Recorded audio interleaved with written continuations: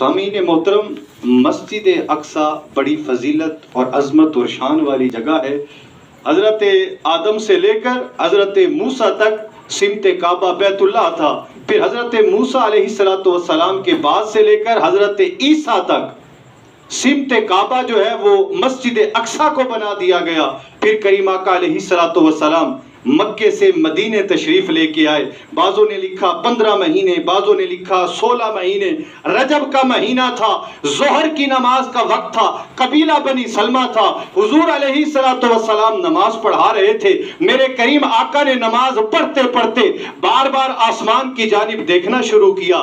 دوسرا پارہ ہے، رب العالمین نے اپنے محبوب کی ادا کو کیسے بیان فرمایا؟ فرمایا قد نرا تقلب وجہک فی السماء، محبوب یہ جو بار بار آپ آسمان کی جانب چہرہ اٹھا کر دیکھ، میرا رب تو دل کے خیال کو بھی جانتا ہے، مگر آقا کی ایک ادا تھی نا، ایک انداز تھا نا، تو سرکار نے بار بار آسمان کی جانب دیکھا۔ رب نہ آسمانوں میں سماتا ہے نہ زمینوں میں سماتا ہے، وہ تو ایمان والے کے قلب میں سما جاتا ہے، مگر میرے کریم آقا آسمان کی جانب بار بار دیکھتے ہیں، گویا کہ رب کی جانب سے انتظار ہو رہا ہے، مولا اس مسجد اقصی کے قبلے کو تبدیل فرما دے، بیت اللہ کو قبلہ بنا دے۔